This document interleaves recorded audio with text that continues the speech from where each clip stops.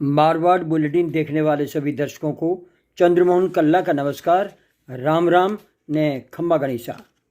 दोस्तों, धरती के भगवान आमतौर पर चिकित्सक को कहा जाता है, लेकिन जोधपुर के महात्मा गांधी अस्पताल में नर्सिंग अधीक्षक के पद पर कार्यरत श्री गोपाल व्यास भी इस ओहदे से कम नहीं आके जा सकते।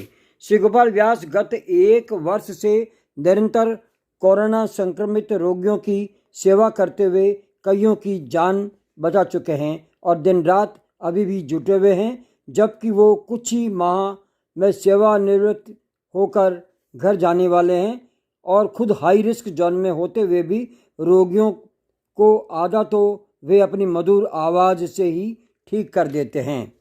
साथियों, मारवाड़ बुलेटिन इन दोनों भामाशाहों समाज सेवियों की श्रृंखला आपके सामने दिखा रहा है। उसी कड़ी में आज श्री गोपाल व्यास की सेवा भावना की मिसाल की जानकारी हम देने जा रहे हैं। इनके व्यक्तित्व को लेकर प्रकाश डालूं उससे पहले इन पर कुछ पंक्तियां पेश करने जा रहा हूं। ना मैं गिरा ना मेरे उम्मीदों के मीनार गिरे, मगर मुझे गिराने वाले बार बार गिरे। मैं लड़ रहा हूं रात से मशाल हाथ में लिए, ना सूर्य मेरे साथ है तो क्या ये नहीं कोई बात है। वो शाम होता ढल गया, वो रात मैं था डर गया। मैं जुगनुओं का यार हूँ, मैं शून्य पर सवार हूँ। श्री गोपाल व्यास का जन्म परबतसर में पोकरदास जी व्यास की हवेली में हेडमास्टर साहब सदासुख व्यास जी के घर पर हुआ। परबतसर के पोकरदास जी जाने माने एडवोकेट थे जो इनके दादा थे। परबतसर आज बहुत बड़ा शहर है। 7 जुलाई 1961 को जब श्री गोपाल व्यास का जन्म हुआ, छोटा सा परबतसर कस्बा था। वहीं पर इनकी प्रारंभिक शिक्षा हुई। फिर बड़े भाई विठल दास व्यास उन्हें अपने साथ जोधपुर लेकर के आ गए। यहीं पर आगे की शिक्षा ली और तत्कालीन जोधपुर विश्वविद्यालय में स्नातक की डिग्री ली और नर्सिंग पाठ्यक्रम में प्रवेश लिया। व्यास ने यूएसए से तकनीकी डिग्री RNRM CGFNS भी ली। यही कारण है कि श्री गोपाल व्यास ने ओमान में हेल्थ मिनिस्ट्री के बुलावे पर सर जिला में जिला अस्पताल के कई प्रभारी के तौर पर 5 साल तक काम किया। वहीं उनका एक अनुभव इनके जीवन को मानव सेवा में पूरी तरह से समर्पित कर गया। वहाँ एक मरीज की डॉक्टर जो भारतीय थे, डॉक्टर SC शर्मा ने मौत घोषित कर दी। फॉर्म लाकर डेथ सर्टिफिकेट बनाने के लिए श्री गोपाल व्यास को कह दिया, लेकिन श्री गोपाल व्यास ने कार्डियोलॉजिस्ट डॉक्टर शर्मा से कहा कि आप कृपया करके 10 मिनट तक इस मरीज की CPR जारी रखें। उन्होंने ऐसा ही किया। वह रोगी की सांस चलने लगी। वो 15 दिन बाद सही सलामत घर आ गया।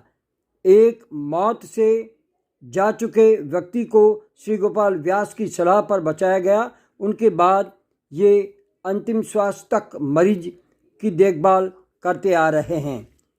श्री गोपाल व्यास अपने संस्कार को पिता सदासुख व माता रूप कौर की देन मानते हैं, जो आज इस दुनिया में नहीं है।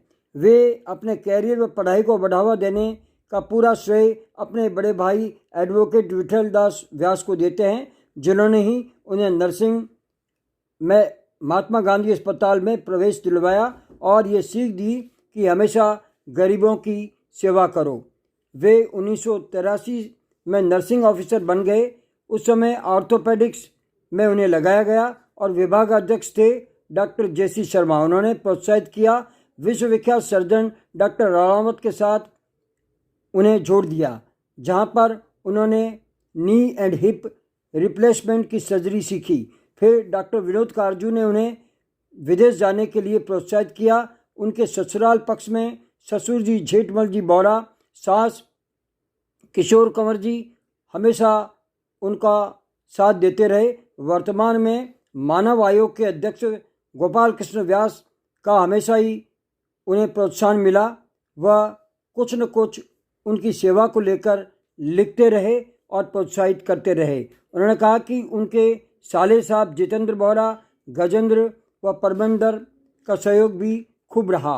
उन्होंने ये भी बताया कि गत लंबे समय से डॉक्टर किशोर चंदानी व विभागाध्यक्ष डॉक्टर महेश भाटी का हमेशा से साथ रहा। वे कोरोना संक्रमित रोगियों की सेवा कर रहे हैं, जो सरकारी कार्य तो है ही, लेकिन इससे बढ़कर दिन रात वहीं रहकर वे रोगियों को बचा रहे हैं।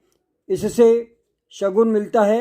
यही कारण है कि गत 1 साल में तीसरी बार जिला कलेक्टर जोधपुर ने उन्हें सम्मानित किया। वे जोधपुर के आवाम को आह्वान करते हैं कि वे घरों में रहें, सुरक्षित रहें, मास्क लगाएं। श्री गोपाल व्यास ने राज्य सरकार के स्तर पर की जा रही सेवा और जो भी सुविधा मिल रही है उसे बहुत बेहतर बताया है और कहा है कि वे जुलाई 2021 में सेवानिवृत्त होने के बाद भी ये इच्छा रखते हैं कि वे जीवन भर रोगियों की सेवा करते रहें। आपको ये भी बता दें कि वे भीमजी का मोहल्ला में रहते हैं और आधी रात को भी आस पड़ोस के कोई लोग आकर उन्हें बीमारों की खबर देते हैं तो वे खुद इलाज करने के लिए दौड़ते हुए उनके घर पहुंच जाते हैं।